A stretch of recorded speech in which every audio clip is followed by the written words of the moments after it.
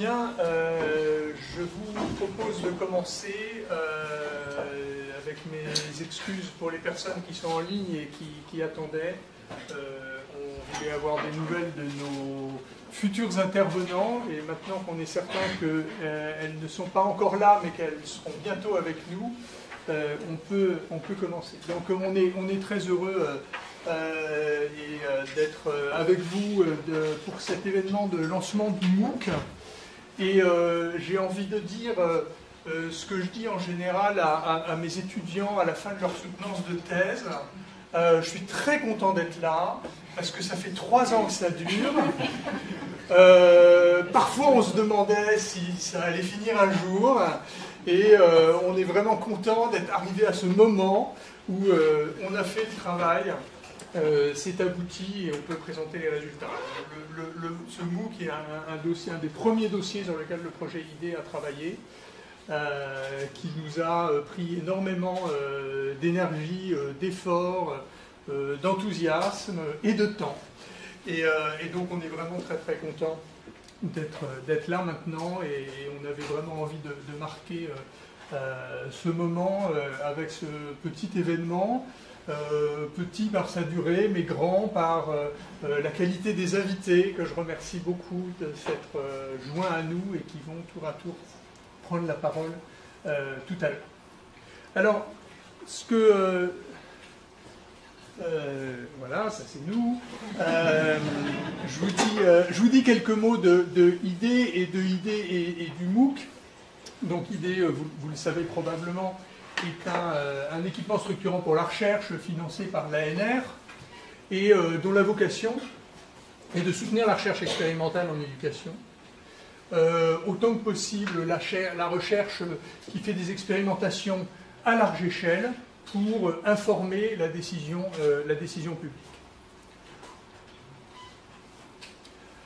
Donc, je l'ai dit implicitement tout à l'heure, ça fait quelques années que nous avons commencé à travailler, on a 8 ans devant nous. Il y a un certain nombre de partenaires labos de recherche, comme dans tout équipement structurant pour la recherche, mais nous avons un partenaire particulièrement précieux dans ce programme, qui est l'ADEP au ministère de l'Éducation nationale, puisque un aspect très important de ce projet consiste à travailler avec l'ADEP et à soutenir l'ADEP pour renforcer son dispositif d'accès des chercheurs aux données qu'elle possède, c'est-à-dire principalement aux données administratives, et d'origine administrative et d'un certain nombre d'autres sources. Et on est en train de finaliser un serveur sécurisé à distance qui permettra aux chercheurs partout en France d'accéder à ces données de l'ADEP qui sont extrêmement riches. Donc, vous pouvez imaginer que c'est un programme de très longue haleine, mais c'est aussi un programme sur lequel j'espère que dans un an, je pourrai vous dire mais je vais faire comme avec la soutenance de mes étudiants en thèse, etc. etc. C'est un projet qui est financé par l'ANR. Alors, le cœur de notre action, c'est vraiment de travailler sur l'évaluation, des programmes ou des dispositifs ou des actions avec les chercheurs et avec l'éducation nationale. Et donc, ce que je voudrais faire, Lou vous parlera dans un instant de cette logique de partenariat que le projet essaye de construire, mais juste, je voudrais récapituler et puis illustrer au fond ce dont il s'agit pour en parler concrètement. Donc voilà, certains d'entre vous ici sont d'ailleurs de fait des acteurs de l'éducation nationale, et à tous les niveaux, des enseignants, des chefs, des décideurs publics, un recteur, une rectrice, et voire un ministre ou une ministre, et vous souhaitez faire évoluer, alors pour les uns vos pratiques, pour les autres des actions dans l'établissement, pour les troisièmes des politiques publiques au sens large. Et la question intéressante, c'est que vous avez sans doute envie, en tout cas on aimerait que vous ayez extrêmement envie de vous appuyer sur la recherche pour construire des connaissances qui, évidemment, ne se substituent pas, ça n'a aucun sens à la prise de décision, mais qui éclairent votre prise de décision. Et donc, dans cette perspective, on pense que parmi les choses que la recherche peut apporter pour ce type de questionnement et surtout de démarche, en fait, hein, les évaluations d'impact sont une des productions de la recherche qui sont utiles pour réfléchir à des évolutions de pratiques, d'actions ou de politiques. Alors, on ne va pas rentrer dans les discussions épistémologiques, mais nous, on pense qu'à l'intérieur des processus d'évaluation, l'évaluation d'impact randomisée a des vertus méthodologiques particulières qui la rendent tout à fait utile. Mais l'idée générale, c'est qu'à un moment, pour un certain nombre d'interventions, pas pour toutes, pas dans tous les contextes, mais dans un certain nombre de cas, on a envie d'être en mesure d'évaluer l'effet de quelque chose que l'on met en œuvre dans sa classe, dans son établissement, dans son académie ou de façon plus générale, sur un certain nombre de dimensions d'intérêt qui peuvent être des résultats scolaires, performances en maths et en français, mais des situations socio-émotionnelles des élèves et tout ce qui est pertinent pour la question que vous vous posez. Et donc c'est ça, c'est cet apport-là que IDE essaye de promouvoir, c'est cet apport dont il essaye de construire, faciliter la construction. Et donc le MOOC, qu'est-ce qu'il fait?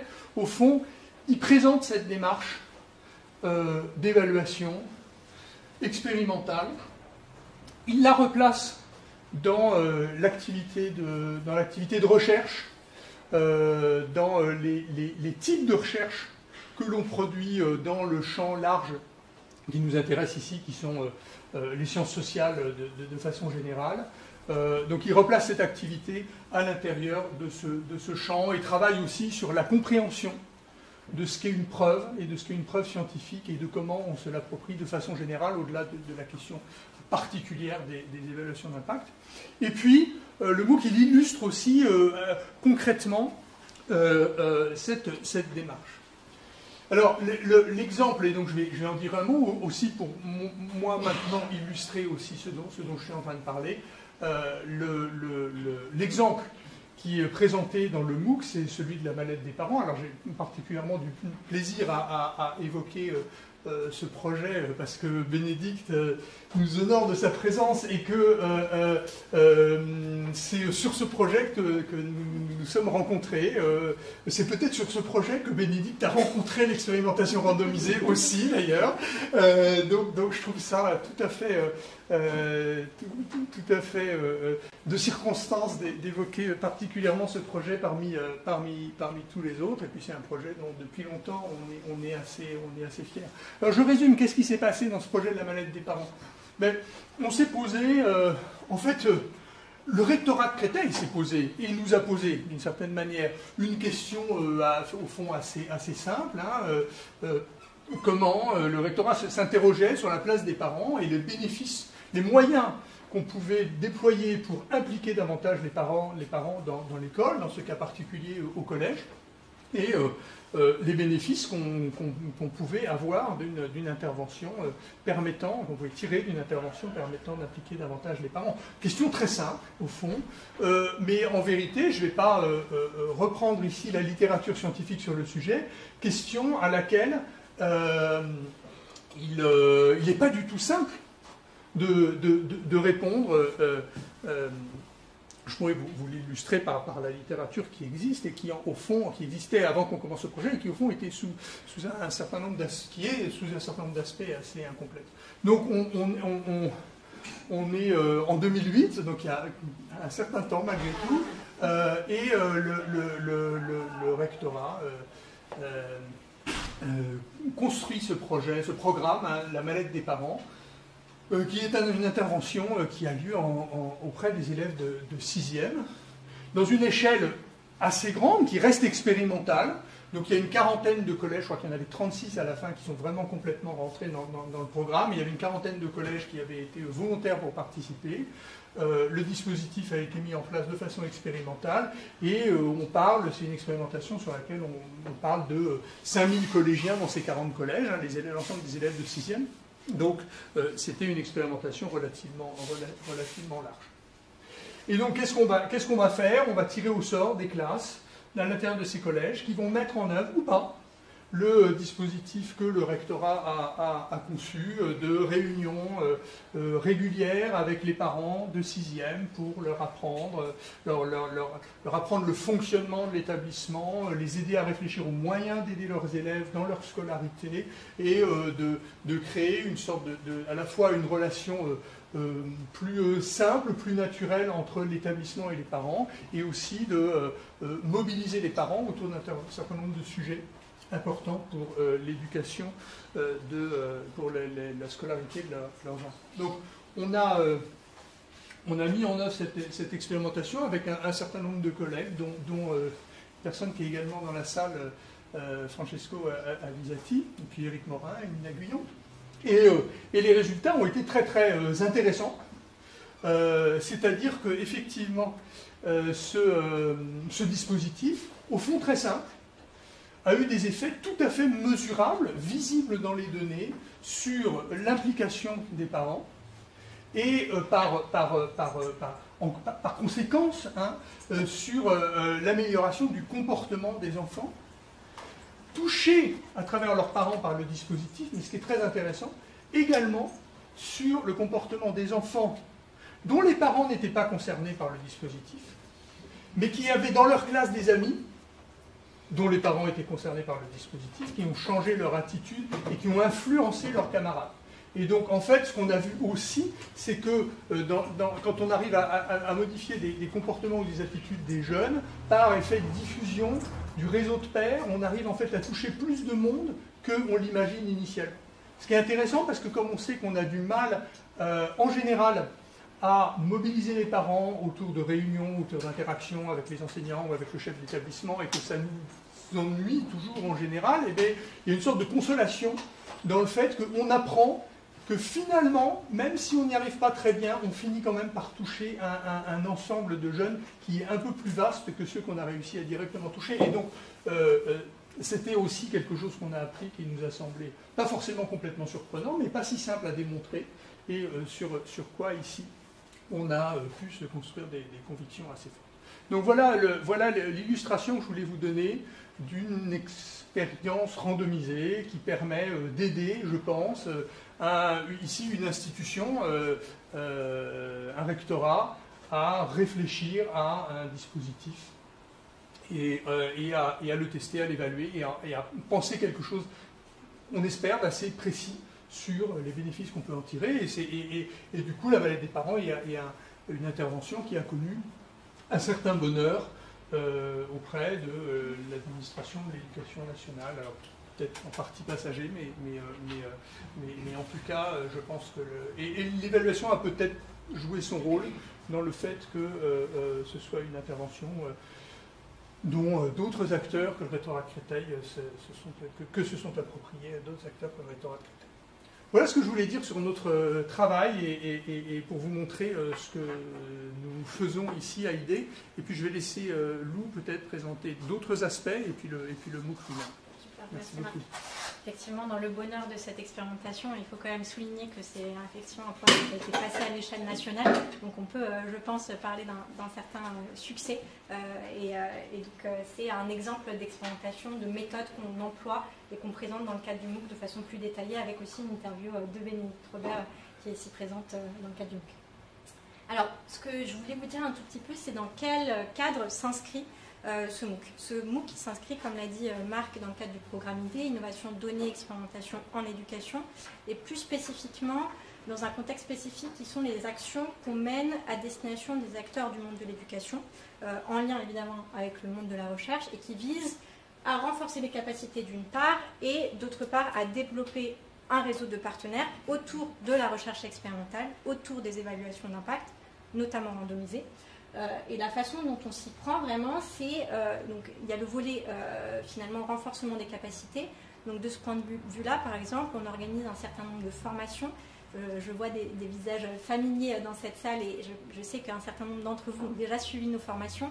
L'idée vraiment ici, c'est de s'adresser à différents niveaux, que ce soit à l'échelle des cadres, des personnels, des partenaires de l'éducation nationale, vraiment de les sensibiliser à tous ces enjeux, aux notions clés qui sont celles de l'évaluation d'impact, de la recherche expérimentale, pour qu'ils puissent finalement lire de façon un petit peu plus critique les différentes études qui existent et puis aussi les utiliser dans leur pratique professionnelle. Donc on a notamment 3 modules de formation en personne et en ligne, où sont les preuves, introduction aux évaluations d'impact, définir son projet d'expérimentation. Et n'hésitez pas évidemment à nous contacter à ce sujet. C'est des formations qu'on a fait dans un certain nombre d'académies, aussi à l'échelle nationale avec la DGESCO.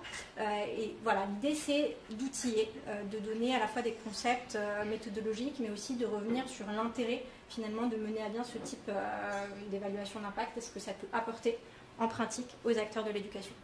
Donc ça c'est sur le volet capacité. Et puis évidemment on ne ferait rien sans le monde de l'éducation. Donc l'idée c'est vraiment de tisser des liens entre le monde de la recherche, plus spécifiquement le monde de la recherche expérimentale, et puis le monde des acteurs de l'éducation, les cadres, les personnels, les partenaires de l'éducation nationale, pour finalement lancer des recherches expérimentales ambitieuses et qui soient pertinentes, c'est-à-dire qui viennent répondre à des enjeux de politique publique, qui viennent répondre à des questions réelles que se posent les acteurs de terrain, et pouvoir construire comme ça, en faisant le lien entre ce que nous dit la littérature scientifique, ce qu'on sait en base à la recherche, et les besoins et les priorités des responsables politiques et des acteurs de terrain, faire des projets, finalement construire des projets qui fassent sens pour ces deux mondes-là, les accompagner à grande échelle notamment, puisqu'on a besoin aussi d'avoir une certaine échelle pour des questions de robustesse des résultats. Donc on essaye d'accompagner tout ce processus.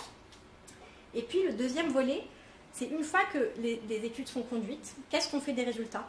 Nous, on a une volonté très forte au sein du programme IDée qu'il y ait vraiment une suite. Donc on organise ici un certain nombre d'activités qui ont vocation à, d'une part, disséminer et sensibiliser finalement aux résultats pour qu'ils puissent être appropriés par les acteurs de l'éducation nationale. Et donc on propose notamment des notes et des synthèses. On va bientôt lancer un cycle de webinaires de restitution des résultats de la recherche. Et l'idée c'est de faire le point finalement sur ce que nous dit la littérature sur un certain nombre de sujets. On a sur notre site internet des notes qui portent par exemple sur le tutorat, sur les EdTech, etc. Donc je vous invite pareil à aller les consulter si ça vous intéresse. Et dernier point qui est un petit peu à la croisée, je dirais, du renforcement des capacités et puis des collaborations qu'on tisse, c'est le renforcement des capacités avec ce soutien méthodologique qu'on propose à la fois côté chercheur et côté acteur de l'éducation pour monter des projets de recherche expérimentale de qualité qui prennent en considération tous les critères essentiels pour s'assurer que finalement les résultats qu'on a en bout de ligne soient bien robustes. Donc voilà, c'est un peu le cadre dans lequel s'inscrit ce MOOC. On a fait un certain nombre de formations en ligne, en personne, comme je vous le disais, et puis on arrive un peu à cette étape où on avait envie de faire plus que ce lien en direct pour pouvoir donner ces outils à un plus grand nombre. Et donc on en est arrivé, comme le disait Marc, après 2 ans, plus ou moins, 2-3 ans, à ce beau bébé, l'éducation informée par la recherche, une introduction aux évaluations d'impact, qui a donc été ouvert au public pendant l'été, mais le lancement officiel c'est donc bien aujourd'hui.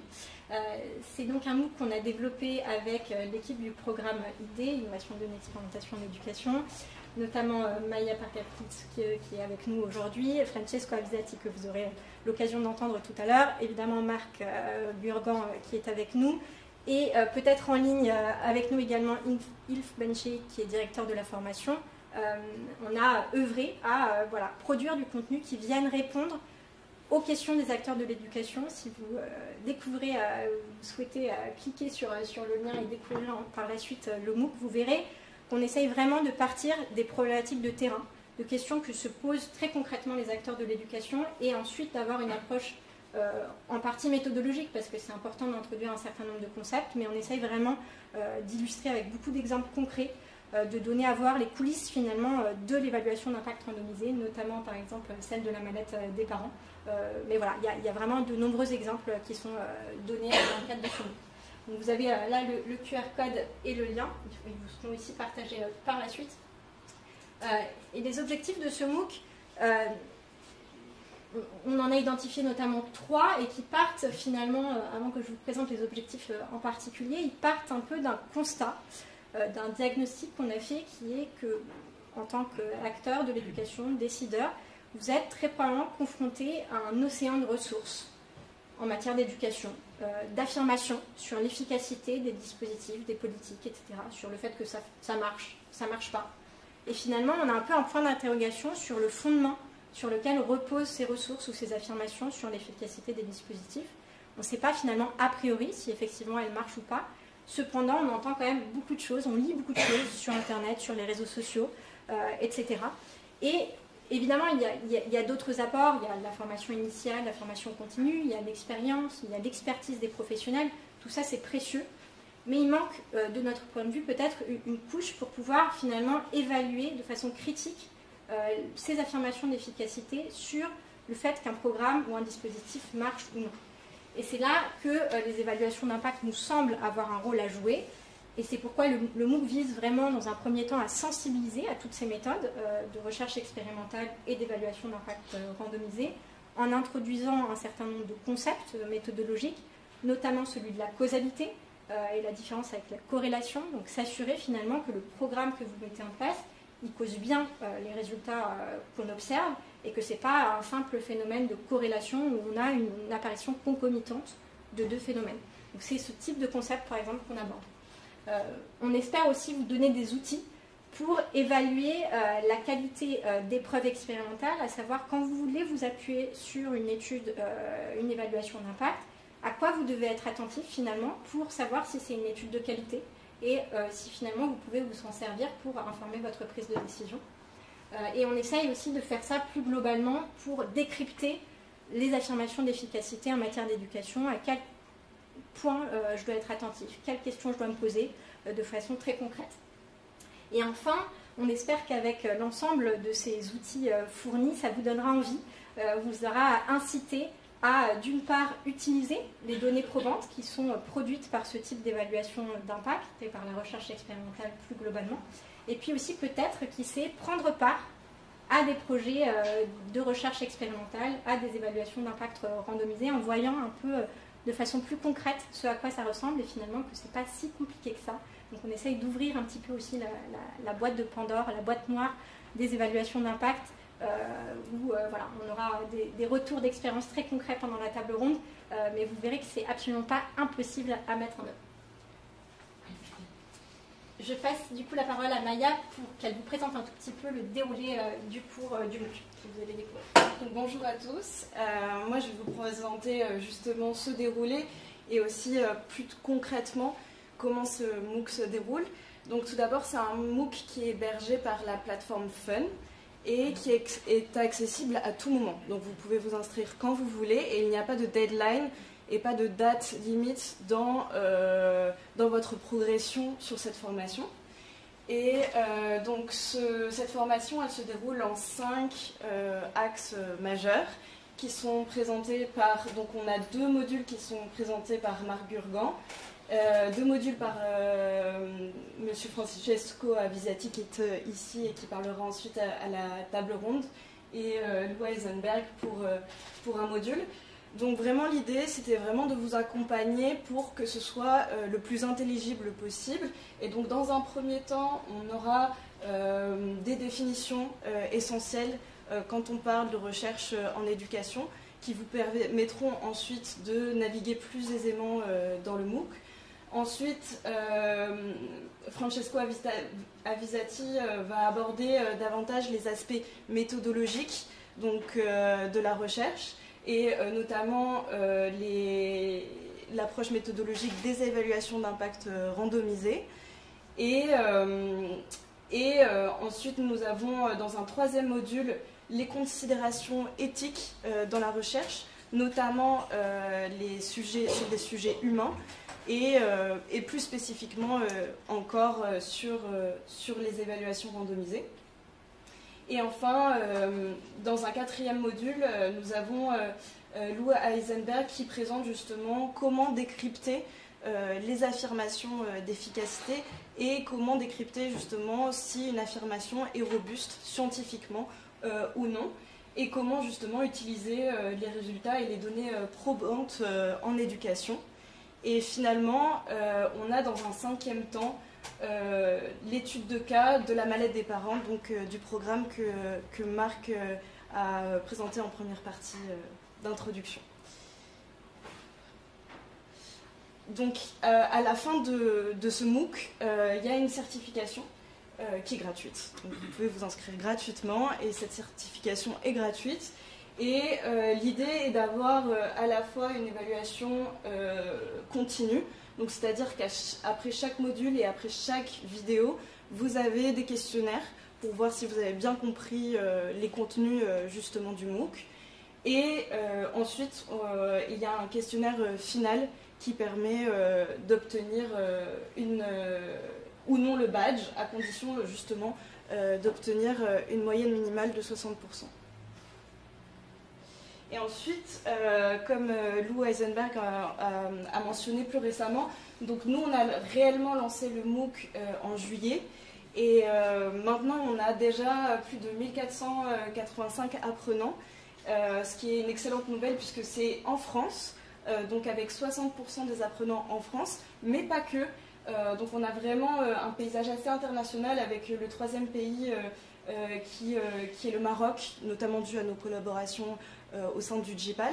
Mais l'idée c'est vraiment d'appuyer aussi le fait que évidemment ce MOOC il est avec des exemples en France et pour notamment les acteurs de l'éducation en France, mais pas que. On vise aussi d'autres pays francophones qui seraient intéressés par avoir du contenu justement sur les évaluations d'impact en éducation en français. Voilà, donc si vous avez la moindre question sur le MOOC, n'hésitez pas à venir me voir et à me poser des questions à la fin de la table ronde. On aura un cocktail, donc ce sera l'occasion aussi de discuter davantage de ce MOOC-là.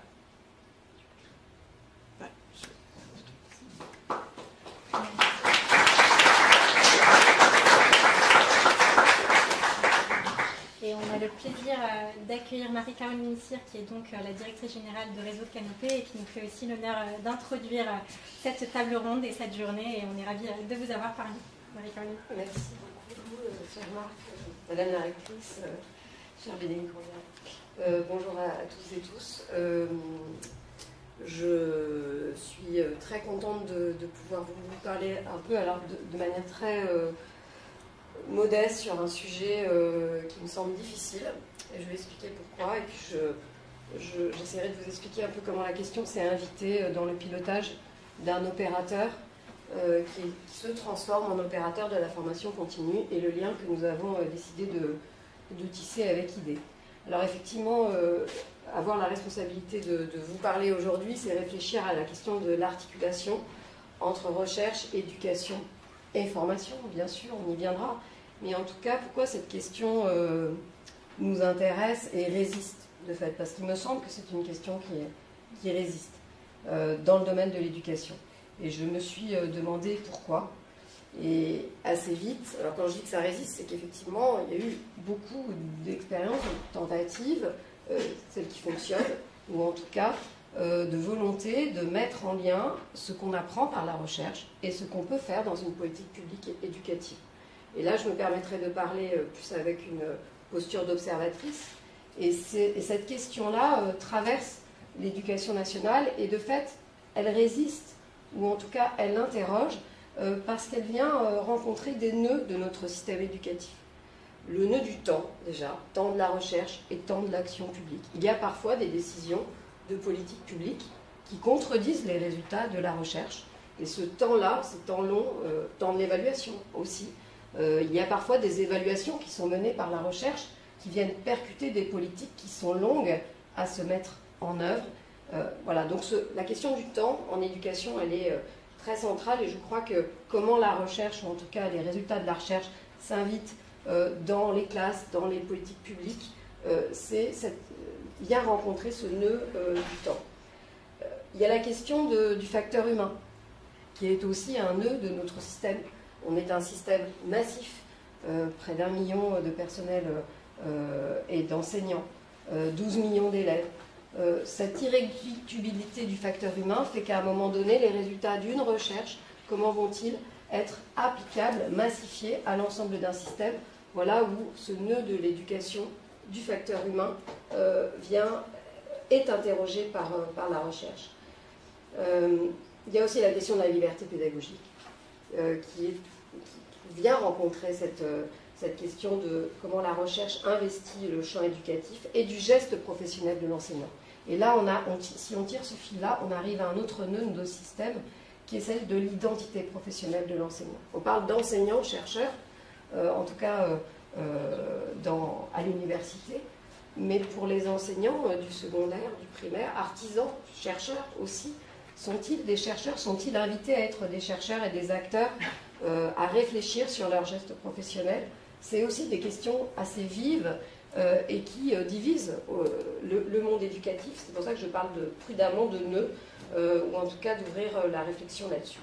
Et puis, ça a été beaucoup dit dans vos interventions, cher Marc, cher Lou, et les interventions précédentes, la question, j'ai entendu le mot efficacité, ça aussi c'est un des nœuds de notre système éducatif, performance éducative, comment la mesurer, comment évaluer, quelles mesures d'impact choisir. Et là aussi, ce sont des questions qui viennent parfois rencontrer le champ, s'inviter dans les politiques publiques évidemment, et rencontrer des questions difficiles, comment faire, comment évaluer, comment mesurer l'impact, et évidemment ce MOOC est extrêmement précieux pour éclairer les décideurs, vous l'avez dit dès l'introduction. Et de fait, un opérateur comme Canopé, donc là j'arrête les considérations très générales, quand je suis arrivée à la tête de cet établissement, c'était un éditeur, donc qui éditait des ouvrages appuyés sur des savoirs d'inspecteurs et aussi de chercheurs. Et ce que je voulais vous dire, parce que ça nous a beaucoup questionné, c'est comment, à partir de cette capacité à faire de la médiation, donc diffuser des résultats de recherche, des savoirs académiques, on s'est dit comment on va devenir formateur. Et c'est là, je pense, que le mot-clé de ce qu'on fait aujourd'hui, c'est-à-dire la formation, et notamment la formation continue, est une façon de donner tout son impact à un résultat de recherche, en tout cas théoriquement. Mais ce que j'ai trouvé, moi, en arrivant à Canopé, c'est marrant parce que c'est très en miroir de ce qu'on peut vivre dans l'éducation nationale en général, c'est que nous avons un service de recherche et développement, mais qui n'était pas du tout articulé, en fait, à notre mission, ou en tout cas à ce que nous faisions.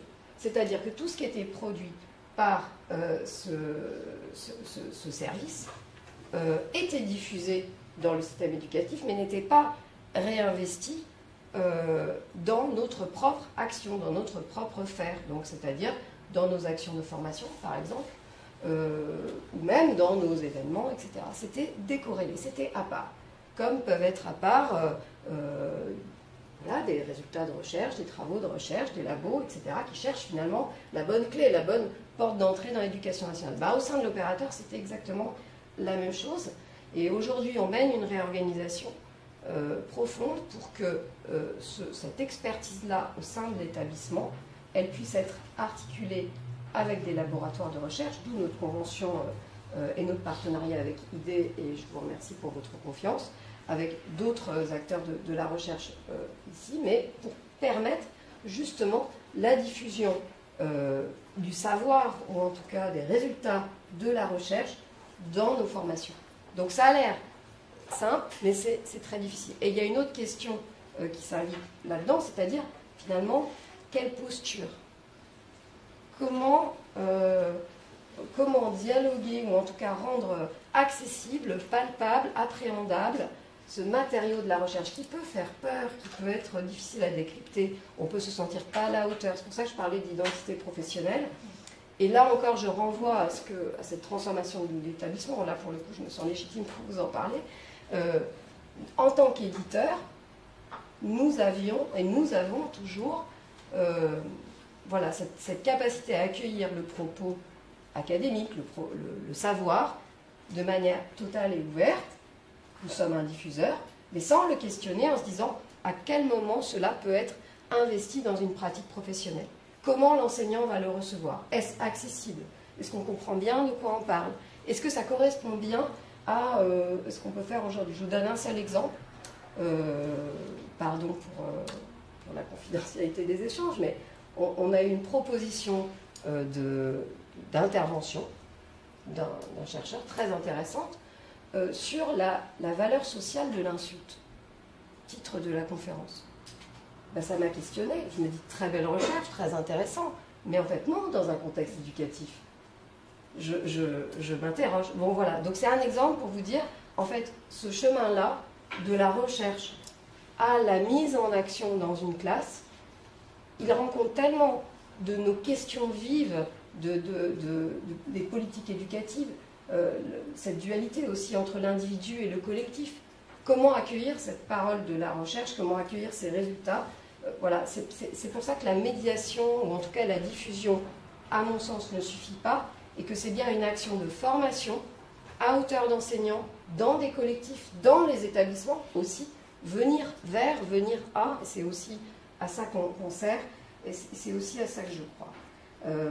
Donc pour nous, très concrètement, c'est absolument majeur dans notre transformation de pouvoir voilà, agir en partenariat avec IDE par exemple, et à travers ce MOOC surtout, et de le mettre à disposition de la communauté enseignante. C'est absolument majeur dans nos partenariats avec les académies, les écoles académiques de formation continue. On peut évidemment apporter cette capacité à diffuser par le médium webinaire, par des modules adaptés, et par cette posture, ou en tout cas ce ton, qui va permettre d'appréhender plus facilement ce matériau de recherche et de le rendre accessible à tous. Donc je finis là-dessus. Peut-être vous donner un élément, c'est aussi un indicateur de performance pour l'opérateur qu'on a choisi de mettre dans le suivi de notre activité, c'est-à-dire le nombre d'interventions faites par des chercheurs ou des chercheuses dans nos formations. C'est aujourd'hui un indicateur très précis suivi par l'État dans son contrat avec l'opérateur Canopé. Voilà un exemple de la manière dont modestement on essaye de servir de médiateur, ou en tout cas de diffuseur, en partenariat avec des laboratoires et notamment avec IDE que je remercie, et qui se matérialise à travers ce MOOC. C'est pour vous donner voilà, quelques états de mes réflexions et qui seront beaucoup plus intéressantes dans la table ronde qui va suivre. Merci beaucoup à vous et bravo pour ce MOOC.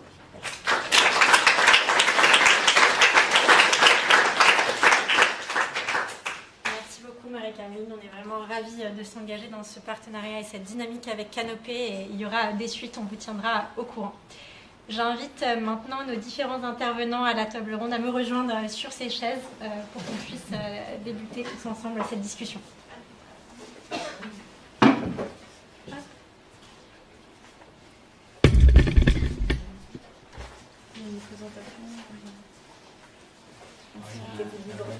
Les femmes au centre.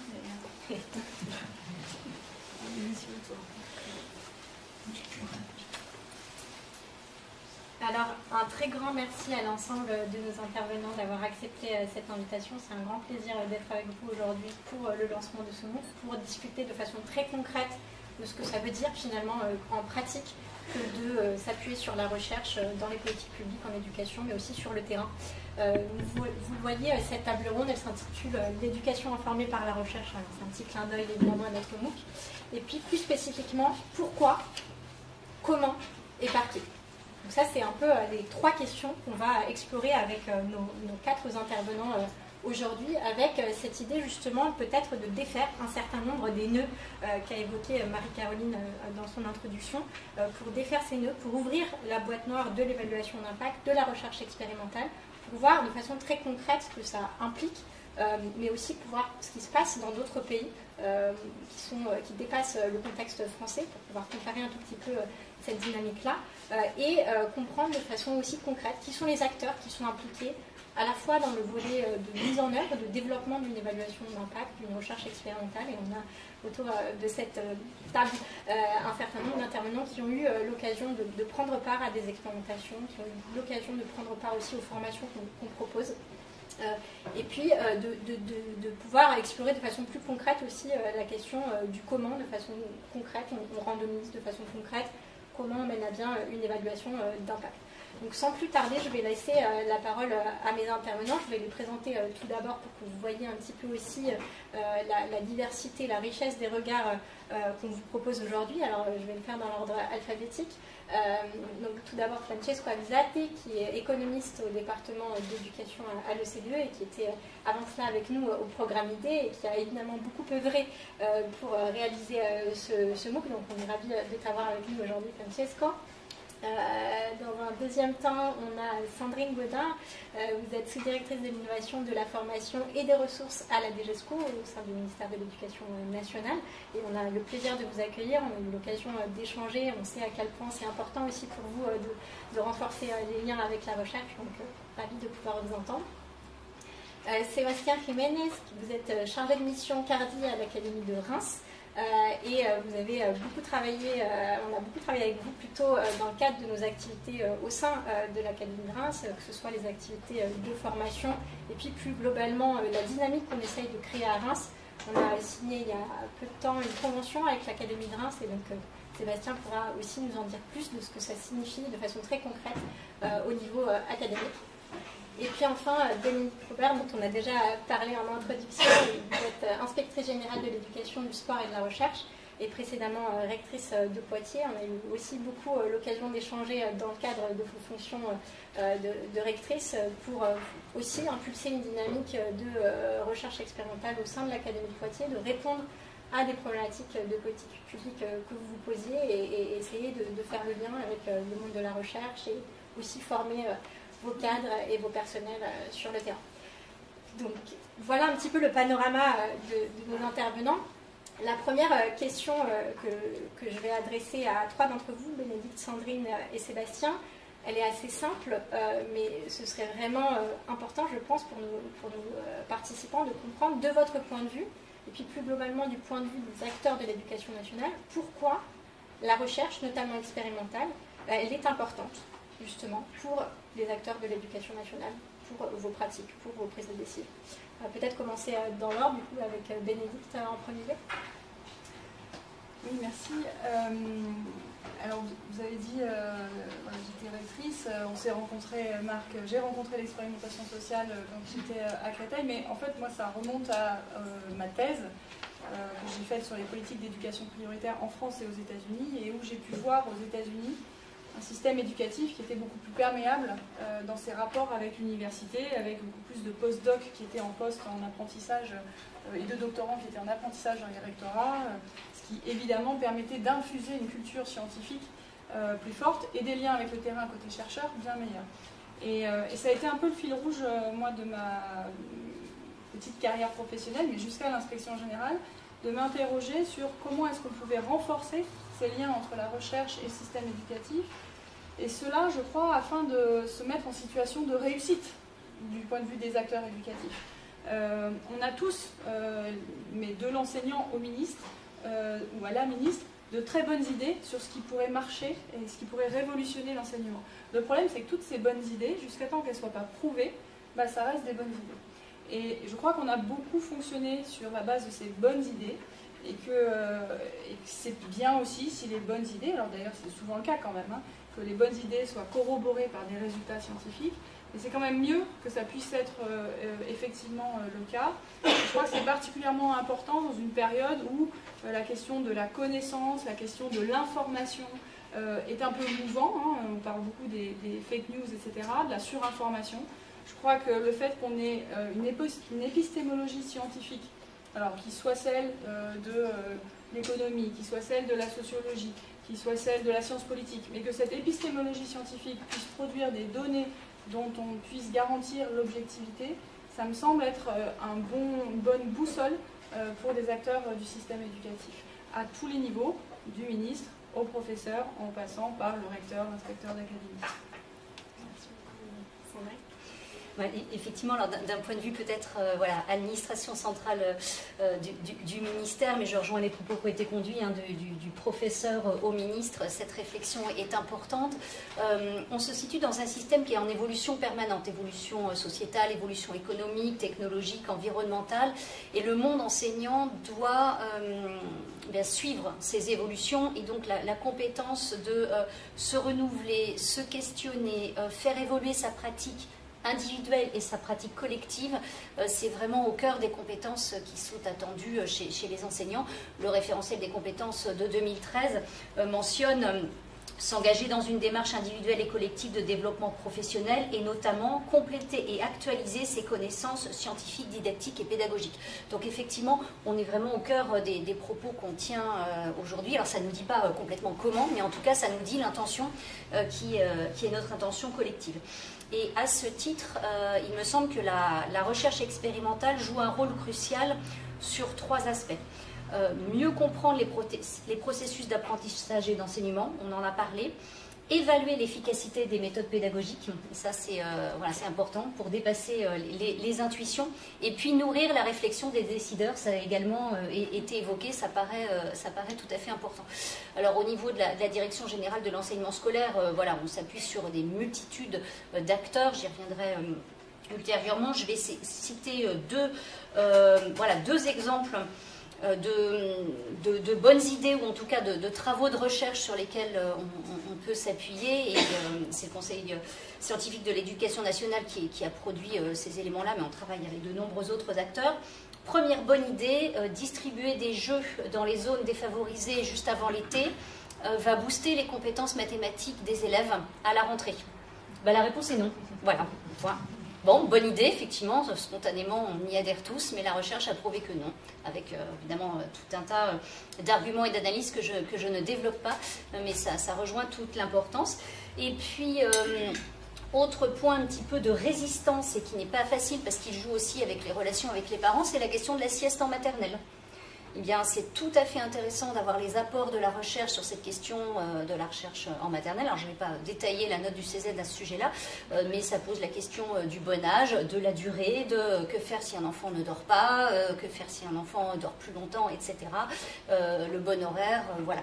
Donc, ça répond à des questions qui sont cruciales pour l'école, mais en apportant effectivement des données probantes. Donc, c'est tout à fait important. Alors moi je suis chargé de mission sur la cellule académique recherche, développement, innovation et expérimentation.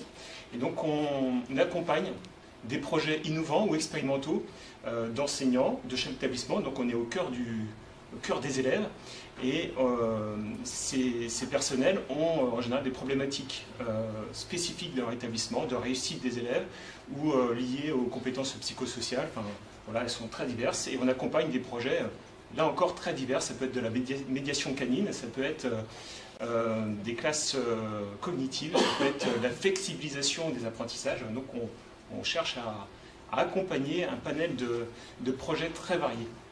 Et on s'aperçoit que bien souvent, les porteurs de projets ont une volonté de trouver des solutions innovantes. Et en revanche, il faut une analyse qui est plutôt pertinente, et tout de suite, derrière, ils mettent en place des actions pour résoudre ces problèmes-là. Par contre, il y a un manque, et on le voit de manière récurrente, c'est qu'il n'y a pas de lien avec la recherche. Et donc, ils ne s'appuient pas forcément sur des données probantes pour pouvoir mettre en œuvre leur propre projet. Et donc, on perd du temps, parce que des fois, il y a des actions qui peuvent être intéressantes, puis en fait, elles ne le sont pas. Et donc, de manière systématique, depuis maintenant, pas tout à fait 1 an, mais presque, on demande à ce que le porteur de projet fasse un état de l'art avant de se lancer dans ces actions, pour que ça s'appuie sur des données solides et fiables.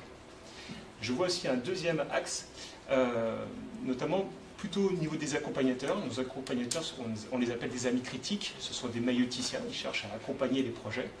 Et là encore, il nous semble que la recherche expérimentale peut être un moyen d'aiguiser le regard de l'accompagnateur quand il se déplace dans les établissements scolaires, au contact des élèves, pour avoir une sorte de filtre de compréhension de la réalité, de ce qui se passe en direct. Et De Ketteler, je le cite, il me dit qu'il faut passer à une dimension praxéologique, et il parle de pouvoir de l'action entre la recherche et ce qui se passe sur le terrain. Et je prends l'exemple d'une expérimentation en maternelle, en éducation physique et sportive, avec une volonté de rendre les élèves autonomes, et où les élèves peuvent faire des choix sur les ateliers dans lesquels ils peuvent passer.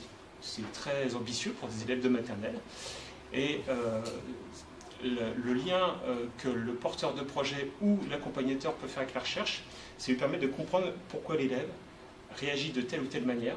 Est-ce qu'il va dans le bon sens ou pas? Et on fait appel à des connaissances issues des sciences cognitives, ou alors des sciences plutôt de l'approche dynamique des coordinations motrices, par exemple, ou alors de tout ce qui est en lien avec la motivation. Et ça nous permet de mieux comprendre ce qui se passe en direct et essayer de trouver des solutions qui sont les plus adaptées par rapport aux problématiques rencontrées. Merci beaucoup Sébastien. Effectivement, je pense qu'on va toucher à plusieurs aspects. Il y a quand même ce qui revient beaucoup, c'est cette idée qu'on essaye d'identifier des solutions à des problèmes et puis on les adresse à différents niveaux, que ce soit à l'échelle ministérielle par l'administration, ou à l'échelle académique, ou à l'échelle vraiment même plus micro, par des porteurs de projets qui innovent et qui ne savent pas peut-être très bien par où commencer pour s'appuyer sur la recherche. Et on voit le rôle fondamental, maïeutique des responsables de CARDI, du programme IDEA aussi, qui a vocation à accompagner ces porteurs de projets pour s'appuyer davantage sur la recherche, faire l'état de l'art dont vous parliez. Donc merci pour ces partages sur pourquoi la recherche expérimentale est importante pour les acteurs de l'éducation. On va passer à un deuxième temps qui est finalement la question du comment. Comment on conduit une évaluation d'impact, notamment randomisée, et puis de façon très concrète, comment ça se passe sur le terrain quand on fait partie d'un projet de cette nature. Alors je me tourne déjà dans un premier temps vers toi, Francesco, sur le comment. Alors sans être trop long, mais alors conduire une évaluation, c'est faire deux choses, c'est comparer et mesurer. Pour évaluer, il faut comparer la situation telle qu'elle a été modifiée par une intervention à ce qu'elle aurait pu être en l'absence d'une intervention, et il faut le faire à l'aide d'un protocole d'observation qui soit pertinent, qui soit fiable, qui soit crédible. Et ces deux verbes, comparer et mesurer, si on le fait dans le cadre d'une démarche expérimentale, on souhaite contrôler cette situation, on souhaite contrôler, exercer du point de vue du chercheur, contrôler justement le protocole de mesure, mais contrôler aussi la manière dont sont constitués les groupes qu'on va comparer, surtout le groupe qui représente la situation à l'absence d'intervention, qu'on appelle dans le MOOC aussi, je crois, contrefactuel, qui n'est pas observable par définition, mais pour lequel on va utiliser un autre groupe, dans le cas de l'expérimentation randomisée constituée par une affectation aléatoire, pour représenter cette situation. Donc quand on est dans une démarche expérimentale et qu'on contrôle, ça veut dire qu'on va conduire en amont beaucoup d'échanges. On doit construire toute cette réflexion bien en amont, et donc il y a une question de temporalité qui fait que naturellement on est amené à parler avec les acteurs de terrain bien avant de faire n'importe quelle comparaison, n'importe quelle mesure. Et il y a beaucoup d'allers-retours. Tout cela avec une boussole, alors déjà avec une obligation, parce qu'on parle d'expérimentation avec des personnes, donc il y a une question aussi éthique d'associer les personnes, de respecter leur autonomie, de respecter leur liberté aussi, de justice, de faire bénéficier ensuite ces personnes des résultats, dans le cas de partir aussi de leurs besoins pour construire ce questionnement, et dans le cadre d'institutions qui ont leur fonctionnement, qui ont leur déontologie aussi, qu'il faut comprendre et dans laquelle on va intervenir. Mais donc, la boussole, elle est effectivement la question de recherche du point de vue des chercheurs, d'interrogation qui part du terrain, qui va permettre, par des allers-retours, de modifier peut-être la comparaison, enfin d'avoir vraiment des échanges sur qu'est-ce qu'on va mesurer, qu'est-ce qu'il est intéressant de mesurer, comment on peut mesurer, comment on peut constituer les groupes d'intervention et de contrôle, qu'est-ce qu'on va comparer à la fin, en quoi, voilà, on sait très bien souvent au départ comment on veut intervenir dans le groupe d'intervention, mais qu'est-ce qu'on va faire dans le groupe de contrôle pour que ce soit aussi acceptable pour le groupe de contrôle. Et ces échanges, ils se font en amont sur un temps assez long, mais c'est assez passionnant justement de, par ces échanges, arriver à construire, à contrôler et avoir une démarche scientifique assez rigoureuse et qui se fait pas derrière juste un bureau, mais souvent justement en faisant le tour des 40 écoles dans lesquelles on va intervenir. Effectivement, merci beaucoup Francesco. Donc le sujet de la comparabilité des groupes contre-expérimental et témoins est assez fondamental. Tu as parlé aussi de la randomisation, de l'essai aléatoire, quelque chose qui est peut-être pas complètement naturel pour tout le monde. Est-ce que tu peux dire juste un mot là-dessus et après je passerai la parole à Bénédicte sur justement comment on procède de façon très concrète pour randomiser en fait. Qu'est-ce que ça veut dire? Randomiser, ça veut dire constituer deux groupes de manière par une affectation aléatoire, par une loterie, en tirage au sort. Maintenant, il y a beaucoup de manières de le faire concrètement qui rendent cela acceptable, et surtout, il faut aussi être transparent dans le fait que, justement, on communique à tous les acteurs le fait qu'il y aura une affectation, il y aura une différence qui sera créée un peu artificiellement entre les bénéficiaires du groupe d'intervention et le groupe témoin. Et quelle est la raison pour laquelle on souhaite le faire. Et il faut que, dans l'éthique de l'expérimentation, il y a aussi le fait qu'il y a une vraie question sur est-ce qu'on va effectivement avoir un avantage au groupe bénéficiaire par rapport au groupe témoin. Si on sait déjà la réponse, aucun intérêt d'effectuer un tirage au sort. Dans le cadre de la distribution de jeux, effectivement, on a distribué des jeux en groupe d'abord, on a fait bénéficier ensuite les autres plus tard. Ça permet justement parfois juste de décaler dans le temps, de répondre à des questions d'éthique et en même temps de mettre en place une vraie évaluation. Merci Francesco. Du coup, Bénédicte, sur l'aspect peut-être pratique d'avoir pris part justement à ce type d'évaluation d'impact, qu'est-ce qui... Oui, alors on est en 2024 et c'est vrai que là, moi, ça me ramène, je vais t'entendre Francesco, ça me ramène en 2008-2010 et en fait les choses, Éric Morin, Marc, vous étiez venus en expliquant au recteur Blanquer les choses un peu dans les mêmes termes que tu viens de le faire. Et il avait un conseiller auprès de lui et il a dit voilà, Michel, vous allez vous en occuper, mais c'est très intéressant, il faut faire quelque chose. Et le Michel en question, c'était un ancien proviseur. Et vraiment comparer, mesurer, lui il connaissait que inspecter. Et donc en fait il comprenait pas bien les tirages au sort. Et, voilà, donc c'était vraiment. Et donc comme il ne comprenait pas, il est allé voir le directeur de cabinet, il a dit bon, moi j'y comprends rien. Et comme moi j'étais là et que j'avais donc ce background scientifique, ils ont dit elle est là, elle a une thèse, elle va bien les comprendre. Voilà, je pense que ça s'est à peu près dit comme ça. Et donc effectivement, alors pour le coup, le fait d'avoir une thèse, d'avoir été dans une école doctorale, d'avoir, alors pas moi-même fait ce genre d'enquête, mais d'avoir compris les contraintes de la recherche, ça m'a quand même beaucoup aidé pour comprendre les choses, en tout cas m'y intéresser déjà. Je pense que c'est déjà, ne serait-ce que ça, montrer de l'intérêt pour ces méthodologies-là. Et puis ensuite accompagner le déploiement, et effectivement dans accompagner le déploiement, tu l'as bien dit, une des choses qui a été les plus bloquantes, ça a été cette question du tirage au sort et de l'acceptabilité de la méthode du tirage au sort. Les gens ne comprenaient pas, alors encore moins compris après quand ça a été utilisé dans les procédures d'affectation, mais déjà sur des procédures de recherche, ne comprenaient pas pourquoi le tirage au sort était la méthode la plus juste et la plus objective possible. Et ensuite ne comprenaient pas pourquoi des personnes volontaires, à la limite ils étaient d'accord pour qu'on tire au sort et qu'on ait dans le groupe contrôle des gens qui n'étaient pas volontaires, mais qu'on ait des gens volontaires dans le groupe contrôle, ça heurtait fondamentalement l'éthique professionnelle. Tu parlais de déontologie des personnels de l'éducation, ça les heurtait vraiment. Et c'était le tout début de ces méthodologies-là, donc c'est vrai qu'on n'avait pas tout de suite les contre-arguments, notamment en termes de vous n'en bénéficiez pas cette année, vous en bénéficierez l'année prochaine, on va décaler dans le temps. Donc ça, je pense que toutes ces adaptations qui permettent de rendre le volontariat du groupe contrôle acceptable sont vraiment très importantes. Et puis le dernier point, c'est que je pense que tu disais finalement il a fallu aller dans les 40 collèges. Oui, à un moment, en fait, c'est vraiment, il y a eu un travail assistants de recherche, alors que moi j'avais vu arriver qui étaient les petites mains, hein, c'était vraiment des vacations qui avaient été données à des doctorants qui vous rendaient service, n'avaient jamais vu vraiment un établissement scolaire à part quand ils y avaient été élèves, et tout d'un coup se sont retrouvés à devoir expliquer des histoires de tirage au sort à l'échelle d'établissement à des enseignants. Et ils ont bien vu qu'à un moment, ils ne parlaient pas la même langue. Et donc, ils ont été briefés, vous les avez briefés, enfin, il y a eu une façon de communiquer avec les établissements.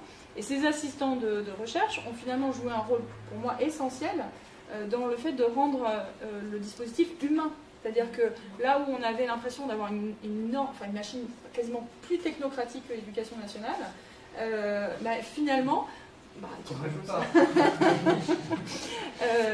finalement, ces assistants de recherche, ils arrivaient à rendre les choses, à trouver des solutions, à dépanner, enfin à adapter quand c'était adaptable. Et donc ça a pu fonctionner comme ça. Bon, ça c'était en 2008-2010. Et c'est vrai qu'après, moi j'ai été amenée, je vous regarde parce que ça fait lien avec votre fonction, j'ai été amenée à travailler à la direction générale de l'enseignement scolaire. Et avec Jean-Michel Blanquer, il avait souhaité créer un département recherche, développement, innovation, expérimentation, justement pour tirant les leçons en fait, de ce qui s'était passé à Créteil et d'essayer d'essaimer cet état d'esprit, recherche, développement, innovation, expérimentation dans toutes les académies. Et donc les CARDI aujourd'hui sont normalement ces passeurs qui permettent de faciliter la mise en œuvre de ces expérimentations, y compris avec ces méthodologies de contrôle dans les académies. Donc voilà, le système mature sur le sujet, mais c'est vrai quand on regarde l'Angleterre par exemple, au Royaume-Uni, on voit bien qu'avec l'Education Environment Foundation, le toolkit, on n'en est pas exactement au même niveau de maturité dans les liens recherche. Hein, comme tu disais, Marie-Caroline, ça résiste encore un peu. Mais voilà, le programme ID est vraiment là pour soutenir ça. Et côté institution, je crois que vraiment l'institution a fait aussi à continuer de creuser ce sillon-là et on progresse. Mais ça progresse aussi, j'allais dire, par la preuve. C'est-à-dire qu'il faut aussi que ces projets d'expérimentation, il y en ait un peu dans toutes les académies et que ça permette comme ça à chacun de se roder sur cette méthodologie. Merci beaucoup, Bénédicte. Effectivement, c'est très éclairant et je pense que c'est aussi la vocation effectivement du programme ID. Alors avec ce MOOC, on parle beaucoup de ce que c'est que la randomisation et pourquoi parfois il y a des questions qui se posent à ce sujet et finalement il y a des réponses aussi. Et du coup, l'idée c'est de pouvoir expliciter tout ça et montrer que finalement, vous pourrez tout à fait considérer le fait que c'est potentiellement une approche plus équitable que beaucoup d'autres, puisqu'en fait on ne sait pas en amont si une intervention fonctionne ou pas. Et en comparant des groupes qui sont vraiment similaires statistiquement, permet de finalement d'isoler un impact causal d'une intervention. Et c'est vrai que c'est quelque chose qui demande de l'explicitation et on est à votre disposition pour en discuter davantage, bien sûr. J'aimerais passer maintenant un petit peu à la dimension justement internationale. Bénédicte mentionnait la Education Environment Foundation. Francesco, je me tourne vers toi pour un peu une perspective sur ce qui se passe en la matière en termes de production et d'utilisation des données probantes dans d'autres pays. Est-ce que tu peux nous faire un petit point là-dessus? Je sais que voilà, le CDE a travaillé sur ces sujets-là, vous avez publié des rapports sur ces sujets, donc petit éclairage international. Merci. Je parle quand même sous le contrôle de deux spécialistes, deux pays qui se détachent quand même assez nettement du lot à l'international, c'est-à-dire effectivement beaucoup plus de recherche expérimentale en éducation aux États-Unis et au Royaume-Uni, et en Angleterre en particulier. Ces deux pays ont évidemment des choses en commun. Mais du point de vue, enfin, je pense que du point de vue qui nous intéresse, ils ont un peu en commun le fait que c'est associé aussi à un mode de gouvernance un peu du système éducatif, et que c'est des pays qui ont beaucoup d'autonomie, qui n'ont pas forcément un État central très fort. D'ailleurs, enfin, le rôle de... Bon, aujourd'hui, il y en a, et ça a été tout au long de l'histoire des États-Unis, qui proposent l'abolition du ministère de l'Éducation, mais c'est le rôle de l'État fédéral dans le cas des États-Unis et en Angleterre, le fait qu'il y a une dévolution très forte d'autonomie aux établissements joue un rôle là-dedans aussi. Et donc, justement, aux États-Unis, par exemple, quand il y a eu la création de l'Institute of Education Sciences en 2002 avec la loi No Child Left Behind, qui était une administration républicaine, mais c'était à une époque où justement c'était très bipartisan comme sujet, qui a créé en son sein aussi le What Works Clearinghouse, c'est-à-dire what works, qu'est-ce qui fonctionne, qu'est-ce qui marche, comment dire.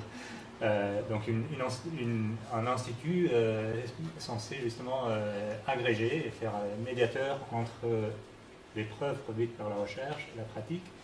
Et cela a marché, entre autres, parce que justement l'État fédéral ensuite, pas avec cette loi seulement, mais avec les lois fédérales qui ont suivi, des initiatives comme le Race to the Top et Every Child Succeeds, a demandé justement à ce que les bénéficiaires de ces fonds ils s'appuient sur des preuves produites par la recherche et validées avec un tampon qualité par ce genre d'institution de médiateurs.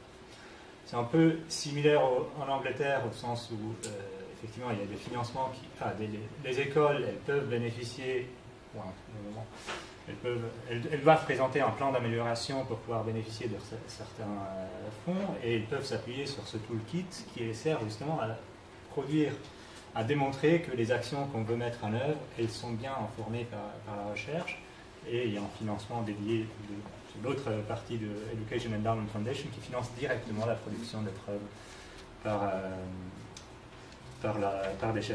des universités, des chercheurs, par appel d'offres sur des questions qui sont prioritaires. Donc elle oriente aussi la recherche sur des questions qui sont d'intérêt politique. Le reste, si on parle des présents plus directs, il y a de l'expérimentation dans tous les grands pays autour de la France. Pour parler de celles qui sont sorties, vous en avez parlé aussi dans des séminaires idées. Il y a des expérimentations sur le tutorat en ligne en Espagne ou en Italie, sur l'intégration et l'orientation des enfants d'immigrés en Italie. La plus récente que j'ai vue passer, vous n'en avez pas encore parlé, c'était sur l'encouragement de la lecture au collège en Allemagne. Donc tous ces grands pays, il y a de l'expérimentation, ça vient plutôt de l'initiative d'universités, de chercheurs, avec souvent des fondations, avec des partenariats locaux qui peuvent se faire avec des écoles. La France, elle est quand même en train de structurer plus fortement, je pense, ce paysage. Elle a déjà un peu une avance parce qu'il y a le fonds d'expérimentation de la jeunesse qui a donné quand même une bonne impulsion et la mallette des parents, elle était un peu dans cette dynamique-là. Ça s'insérait dans cette dynamique-là. Et maintenant, avec l'idée, justement, qui a vocation à structurer du côté des chercheurs et de ce dialogue, justement, de structurer ce dialogue qui est nécessaire pour que la recherche expérimentale se fasse. Et il y a quand même, je dirais, peut-être un peu moins qu'aux États-Unis et au Royaume-Uni, mais un peu plus que dans les voisins plus directs, une place pour l'expérimentation dans la recherche en éducation.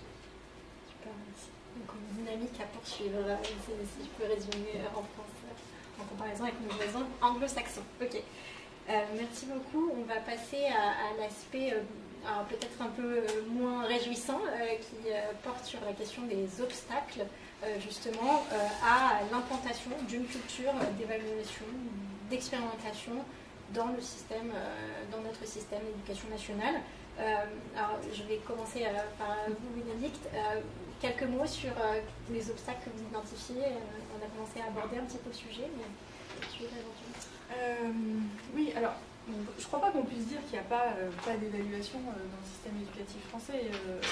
Si vous disiez ça, je pense que l'ensemble des personnels vous regarderez en disant mais pas du tout. Simplement, effectivement, ça n'est pas presque pas la même évaluation dont c'est le même mot, mais ça n'est pas du tout la même réalité.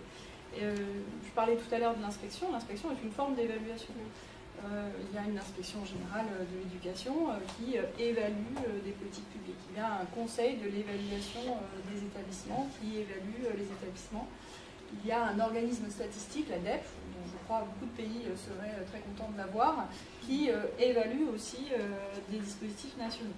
Donc il y a de l'évaluation des politiques publiques.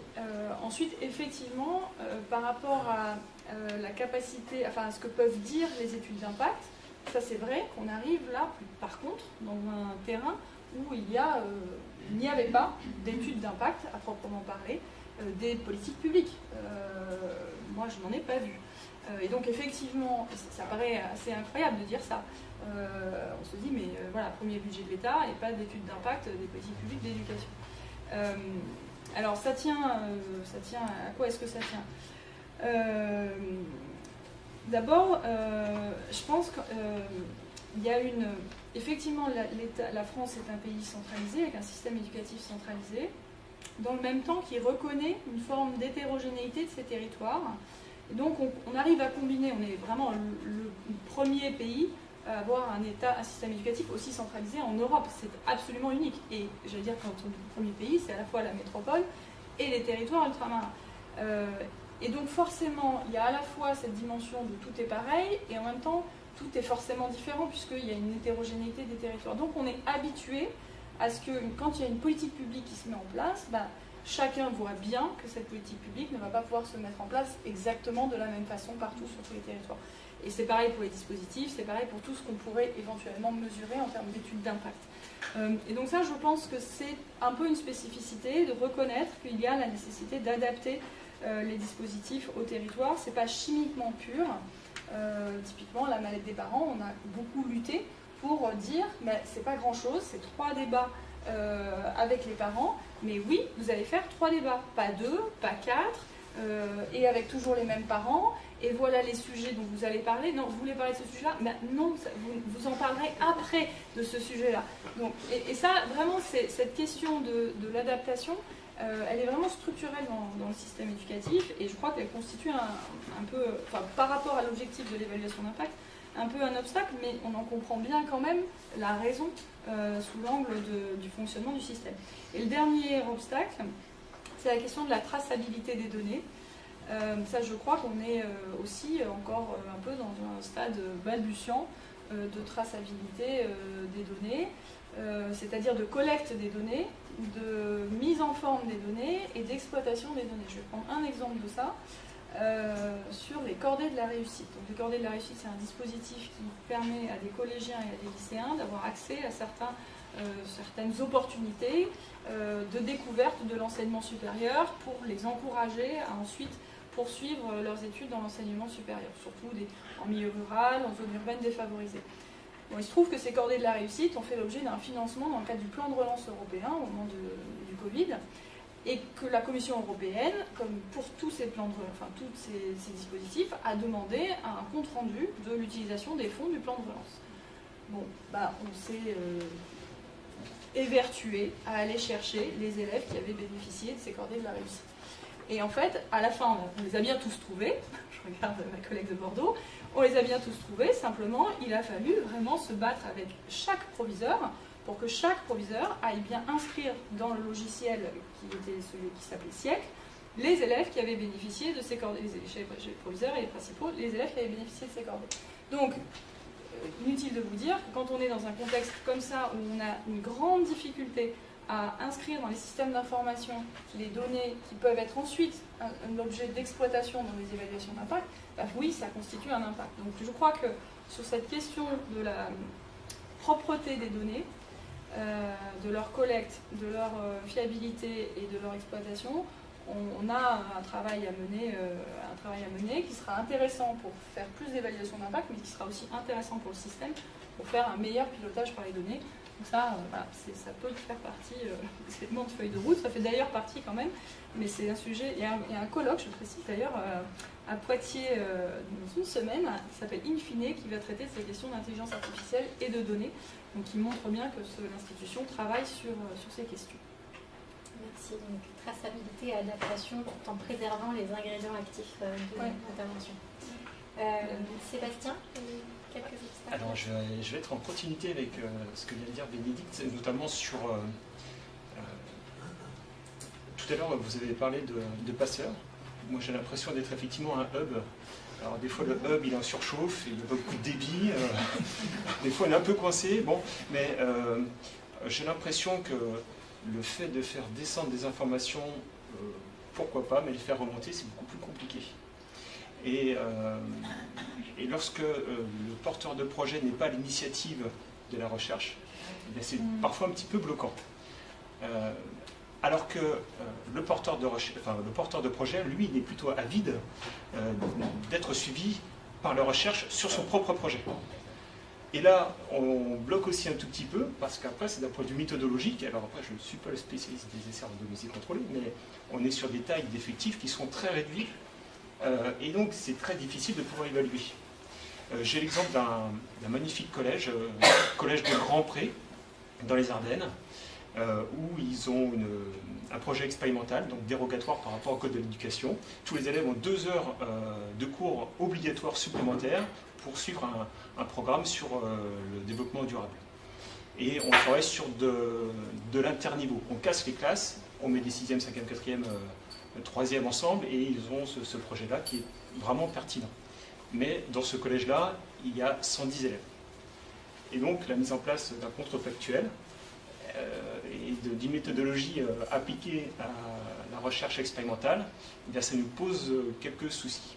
On a bien essayé avec Lou d'échanger et de trouver des projets qui pouvaient, dans des établissements différents, relever d'une même thématique, mais là aussi on se heurte à des problèmes de méthodologie. Et donc, la seule solution qu'on a pour le moment, pour évaluer ces projets-là, parce qu'on cherche quand même à les évaluer, et les porteurs de projets veulent qu'on évalue leurs projets, eh bien on est plutôt sur des approches d'évaluation développementale, plutôt qu'expérimentale, en lien avec Michael Payton par exemple. Et alors c'est, on va dire, plutôt applicable parce que c'est assez fluide, il y a un retour très rapide des éléments d'évaluation pour pouvoir réajuster les actions. Le problème, c'est que c'est un niveau de preuve, donc je fais un peu le teaser pour la prochaine question, mais un niveau de preuve qui est quand même pas très élevé. Et donc, mais ça nous permet de fonctionner. Donc nous, on est un petit peu... on utilise les données de la recherche expérimentale pour les proposer aux porteurs de projets, mais pour les évaluer, c'est plus compliqué. Merci Sébastien. C'est vrai qu'il y a la question de l'échelle, on en a parlé un tout petit peu tout à l'heure. Évidemment que les évaluations d'impact randomisées ne s'appliquent pas à tous les cas de figure selon la maturité des projets. Elles n'ont pas vocation non plus à s'appliquer à tous les cas de figure. Le MOOC présente aussi d'autres méthodologies d'évaluation d'impact qui permettent de s'ajuster à différents stades de maturité, etc. Et après, évidemment, je pense qu'il y a une complémentarité avec d'autres approches, tout en étant conscient effectivement du type de résultat qu'on produit. Et donc ça, c'est aussi un des objectifs du MOOC, de clarifier un petit peu les distinctions selon les méthodologies employées. On arrive à des résultats de nature plus ou moins probante, mais qui peuvent éclairer d'autres aspects. Et Sandrine, alors peut-être pour prendre un petit contre-pied, j'aime bien quand on pose la question des obstacles, démarrer quand même aussi par la question des atouts. Voilà, alors certains ont été évoqués éventuellement comme un obstacle, mais le fait qu'on ait une éducation nationale qui est quand même un système assez unique, avec des programmes scolaires qui sont communs à tous les élèves, donc on peut être d'accord, pas d'accord, mais en tout cas pour comparer, il me semble quand même que c'est un atout pour la mise en place, voilà, de programmes de recherche. Ça fait quand même si effectivement un petit collège de 110, c'est peut-être pas facile de trouver le jumeau, globalement on arrive sans doute à trouver voilà, des terrains de recherche qui sont possibles. Même si voilà, il y a toute la question de l'adaptation territoriale qui a été évoquée précédemment. Peut-être aussi, parce que ça a été évoqué, on a quand même ce petit bijou qui est la DEP, la Direction de l'évaluation, de la prospective et de la performance. Bénédicte l'a dit, c'est quand même unique au monde, avec des données, des analyses et des évaluations qui sont conduites, mais des datas disponibles. Et je crois qu'il y a ce travail qui est conduit avec idée, justement pour voilà, faire que les chercheurs aient un meilleur accès à ces données et puissent les utiliser. C'est quand même voilà, une base de jeu assez extraordinaire. Et puis peut-être... pour rendre hommage à nos enseignants, ben voilà, on a quand même des enseignants qui sont formés pour la plupart à Bac+5, avec une formation initiale qui cherche à mettre en avant les apports de la recherche dans le métier d'enseignement. Donc ça, je pense que c'est un atout partagé avec de nombreux pays, ce Bac+5, mais voilà, disons-le quand même comme un aspect positif. Après, pour les freins, plusieurs ont été évoqués. Il y a la question de la rapidité de mise en place de certaines réformes, de certaines actions de politique publique, qui fait qu'on n'a pas le temps de prendre le temps voilà, de faire une petite évaluation. On échangeait, Marc, Lou, voilà, 2 années, hein, il faudrait pour voilà, lancer une expérimentation et puis avoir des premiers éléments de la recherche. Ce n'est pas systématiquement le temps politique que nous avons. Donc ça peut être un des obstacles. L'autre obstacle, en lien notamment avec des projets précis portés par une équipe, c'est alors, voilà, le fait que le projet est très particulier, d'une part, où le projet s'inscrit dans une logique potentiellement multifactorielle. Dans la sous-direction que j'ai le plaisir et le bonheur de diriger, nous avons le suivi de notre école Faisons-la ensemble, la démarche du CNR Éducation, avec donc de nombreux projets qui sont déposés. On est à plus de 15 000 à ce jour. Si je prends au hasard un projet centré sur le bien-être des élèves, comment on évalue cela ? On prend une école située en éducation prioritaire avec aussi des dédoublements qui sont concernés. Voilà. Comment on va mesurer voilà, un meilleur climat scolaire, de meilleure réussite des élèves pour un projet qui peut-être s'inscrit sur une durée de 2 ou 3 ans seulement, avec quelques niveaux concernés, alors que l'école bénéficie d'autres dispositifs qui ont aussi un impact sur la réussite des élèves. Donc on a des fois des contextes voilà, d'expérimentation qui ne se prêtent pas facilement à l'analyse, et pour autant le regard de la recherche, ou en tout cas un accompagnement, est assez précieux et demandé par les équipes. Donc voilà, ça fait partie des obstacles qu'on peut repérer. Merci. On va passer à l'aspect réponse justement à ces obstacles. Et alors, j'en ai déjà un petit peu parlé, mais au sein du programme IDEA, on propose des formations qui visent justement à adresser un certain nombre de ces problématiques, pas toutes, mais un certain nombre de ces enjeux. On a, autour de cette table ronde, différentes personnes qui ont assisté, contribué activement à l'organisation de ces formations et qui peuvent peut-être témoigner du coup de ce que ça représente pour, au niveau académique, quels sont les bénéfices qui sont tirés par les cadres, les personnels qui sont impliqués dans ces formations. Et en premier lieu, je m'adresse à toi, Sébastien, et on passera ensuite à Bénédicte. Alors, la formation ID a vite été intégrée dans l'académie, notamment sur... moi, j'ai assisté à une formation dans une circonscription avec une IEN, donc une inspectrice de l'éducation nationale du premier degré, et son équipe de conseillers de circonscription, pédagogique de circonscription. Et alors, c'était un pur bonheur, je dois le dire. Il y a des moments où on travaille, on prend un plaisir énorme à pouvoir échanger et se construire et avancer intellectuellement. Et c'était vraiment très très bien. Au-delà de ce petit moment de bonheur, j'ai trouvé qu'il y avait un impact très positif au niveau des personnes qui étaient présentes, déjà pour mieux comprendre ce qu'est une recherche expérimentale, parce que finalement on parle de la recherche de manière générique, mais c'est pas si générique que ça. J'ai trouvé aussi qu'il y avait une construction, un certain esprit critique qui était en œuvre pour essayer d'analyser les recherches, voir lesquelles sont les plus pertinentes et celles qui le sont peut-être un tout petit peu moins. Je me permets une petite... Quand je passais mes concours, souvent je prenais une référence parce qu'elle m'arrangeait, je la mettais dans ma copie. Et puis je me disais, super, elle est vraiment très très bien cette référence-là. Et quelques années plus tard, j'ai lu un état de la recherche, c'est Sarrazin et Tessier, sur le climat motivationnel. Et à la fin de l'article, ils font quelques références à des articles scientifiques, mais dont les modalités méthodologiques sont très questionnantes. Et je me suis aperçu que la référence que j'utilisais était très très éloignée du contexte dans lequel je l'avais utilisé.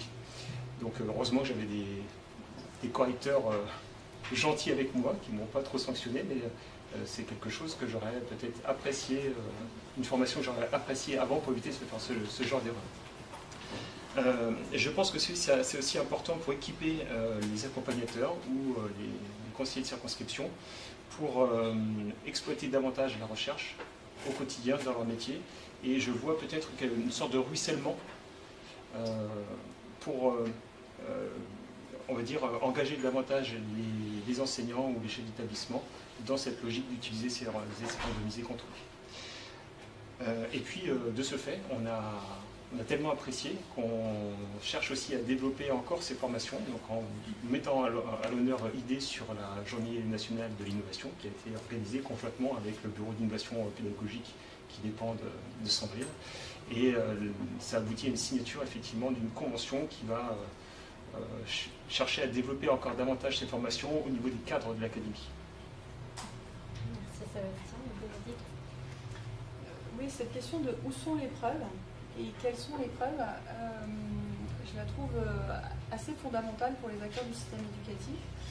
Et vous avez le mérite de la poser dans des termes qui permettent de la rendre pertinente pour plein de situations et plein d'acteurs. Parce qu'effectivement, on ne va pas faire des essais randomisés, contrôlés partout. Voilà, l'exemple du Collège des Ardennes est un très bon exemple. Les projets, notre école Faisons-la ensemble, chaque projet est différent, quelquefois c'est une petite école, et pour autant, on a quand même besoin d'équiper les acteurs avec ce regard sur comment est-ce que je sais que ce que je mets en œuvre, avec des moyens publics, a un effet. Et donc, où sont les preuves? Et donc, d'arriver à, j'allais dire, à trouver un juste équilibre entre les moyens qu'on met dans l'évaluation, le dispositif d'évaluation et les résultats et le contexte local. Et ça, je crois que vraiment, de construire cette culture de l'objectivation, de l'impact de son action, quel que soit le niveau, ça me semble vraiment fondamental. Et donc, effectivement, on l'a... Alors après, et en plus, je trouve que votre pédagogie est très adaptée, parce qu'on l'a testé dans 2 environnements assez différents dans l'académie et qui ont aussi, et d'ailleurs j'en découvre d'autres que je n'aurais pas imaginé, mais en fait ça montre que vous êtes vraiment de très bons pédagogues. On l'a testé dans 2 environnements qui ont très bien marché. Le premier, on avait fait une sorte de hackathon de projet CNR sur la Nouvelle-Aquitaine. Donc c'était plusieurs projets, enfin une vingtaine de projets, à qui vous êtes intervenus sur cette question des preuves et des évaluations et comment on sait ce qui marche. Et on a bien vu que ça avait intéressé. Et la deuxième intervention, c'était, on avait fait un séminaire là avec tous les cadres du rectorat de l'Académie de Poitiers, donc personnel, cadre pédagogique et cadre administratif. Et là aussi une question de où sont les preuves. Et on a bien vu que finalement ça interrogeait, ça avait mobilisé tout le monde. C'est-à-dire que même le chef de la division des personnels enseignants, ben finalement ça lui a ouvert un peu sa professionnalité enseignant, sa professionnalité de cadre. Et il s'est dit mais c'est vrai, au fond, comment je sais que ce que je fais a un effet, en fait. Donc, parce qu'on est tous agents publics, donc en tant qu'agent public, on est quand même, quel que soit le domaine dans lequel on agit, évidemment ça se voit particulièrement dans les politiques éducatives, mais finalement les politiques RH, elles peuvent potentiellement aussi être mesurées sous l'angle de leur impact. Et donc ça fait se poser vraiment des questions sur le métier, et c'est aussi pour ça que j'ai souhaité que vous puissiez intervenir dans la spécialité du master de Sciences Po, qui est la nouvelle spécialité du Master Affaires publiques, politique d'éducation et de recherche, parce que je crois que donc, ces étudiants qui sont amenés à travailler dans les administrations, éducation nationale, enseignement supérieur et recherche, ils ont vraiment vocation à pouvoir avoir ce socle scientifique-là aussi. Donc je suis vraiment très heureuse que vous puissiez y enseigner. Voilà. Un grand merci à vous deux. Ça fait chaud au cœur. Je pense qu'au nom des étudiants, on est vraiment heureux de voir ces retours-là et que ça puisse être très, très utile. On va passer maintenant à la dernière partie de cette table ronde qui est finalement le rôle des pouvoirs publics, des institutions dans la dynamique qu'on essaye de créer, d'encourager, notamment la DG School, les rectorats, pour sensibiliser les cadres de l'éducation nationale, les personnels, les partenaires de l'éducation nationale à tous ces enjeux, toutes ces thématiques. Et je vais commencer par vous, Sandrine. Alors, d'abord, je voulais en profiter pour vous remercier pour cette table ronde d'une part, et puis votre action voilà, qui nous incite collectivement à penser sur le temps long, et ça c'est important. Voilà, peut-être pour parler plus généralement du rôle que peut avoir la Direction générale de l'enseignement scolaire dans cette dynamique. D'abord, le rôle qu'on se donne, c'est d'être au service des acteurs de terrain, donc ça c'est important, donc c'est un rôle de facilitateur. Alors facilitateur par exemple par l'animation du réseau des CARDI, fait par le Bureau d'innovation pédagogique, et ça c'est extrêmement important, animation du réseau de différentes manières, et notamment la journée nationale qui a été évoquée. Un appui aussi en termes de moyens, puisque nous disposons de fonds, et c'est pas anodin. Par exemple, nous soutenons parmi plein d'autres exemples, les lieux d'éducation associés portés par l'IFE, donc qui sont des éléments intéressants. Et puis on a un contact bien sûr facilité avec le CESEN et avec voilà, différents partenaires, dont bien sûr, etc. On a aussi un rôle peut-être un petit peu amoindri, qu'il faudrait constituer plus solidement de prescripteurs aussi, d'éléments de recherche qui nous intéresseraient au niveau national. On sait que dans les académies, c'est fait. Évidemment, les établissements ou les écoles sont également demandeuses. Donc finalement, c'est une logique de prescription, mais peut-être au niveau national, c'est un chemin à approfondir ou à retrouver. Et puis, dans les éléments qu'on conduit au niveau national à la Direction générale de l'enseignement scolaire, il y a tout le travail de réflexion en amont et en portage sur la formation des enseignants. Réflexion sur le cadrage du CAFA, des certifications de formateurs, donc CAFA second degré, CAFIPEMF premier degré, des formations nationales qu'on a mis nous-mêmes dans le cadre du programme national de formation de formateurs. Le format lui-même de formation, je fais une parenthèse, s'appuie sur des travaux de recherche pour rendre les formations de formateurs les plus efficaces possibles. Et qu'est-ce que ça veut dire efficacité? Ce sont des éléments qu'on a questionnés. Et puis, bien sûr, nous sommes très directement associés sur tous les travaux de réflexion sur, donc, je disais, les protocoles de formation, les certifications de formation, mais également tout le travail sur la formation initiale. Il ne nous a pas échappé qu'il y a une réflexion qui avait été conduite l'année dernière. Elle est en stand-by pour l'instant, mais bien évidemment, la DGESCO et puis les autres directions avaient un rôle essentiel à échanger sur la place de la recherche dans la formation initiale des enseignants. Donc ce rôle de la centrale est essentiel pour cela. Et puis un rôle... alors, j'ai mis communication sur ma fiche, mais au sens beaucoup plus large de médiatisation des apports de la recherche.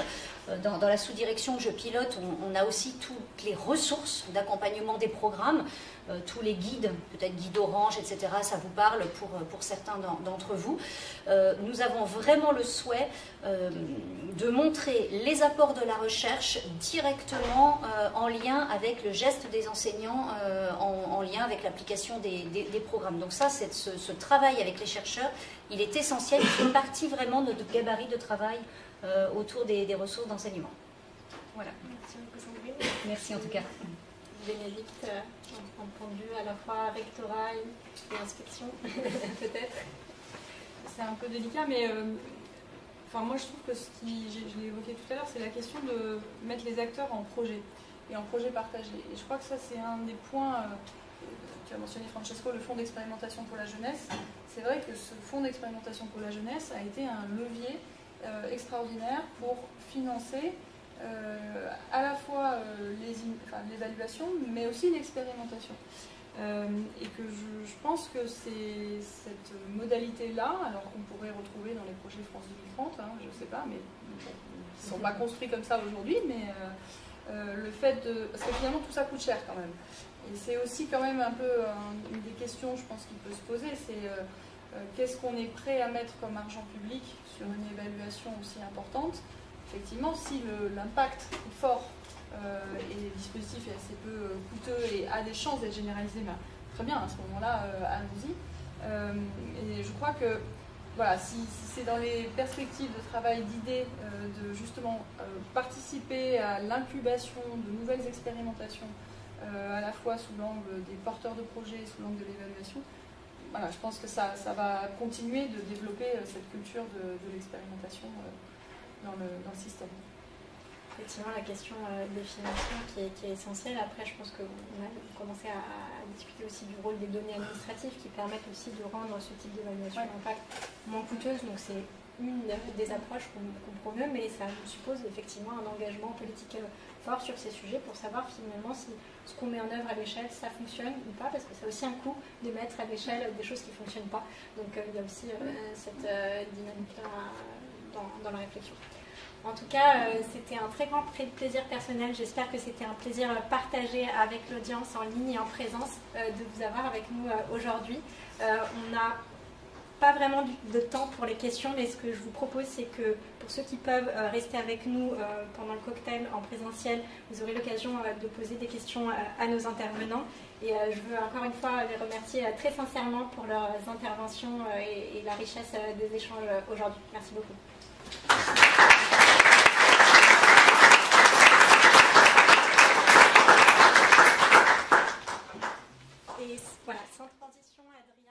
nous dire 2 mots avant qu'on vous invite au cocktail qui clôture cet événement. Merci encore. Bonjour à toutes, bonjour à tous. Merci beaucoup, je serai très bref. Juste 3 petits points. Le premier, c'est déjà remercier à nouveau les intervenantes et les intervenants d'être venus ici, pour les personnes en ligne également. Remercier encore vraiment du fond du cœur Lou et Maya qui ont permis que ce MOOC soit lancé officiellement aujourd'hui. Toutes les équipes qui ont pu contribuer d'une manière ou d'une autre à porter ce magnifique travail, donc je les remercie évidemment. Le deuxième point, c'est qu'on a parlé de boussole, on a parlé d'outils à disposition.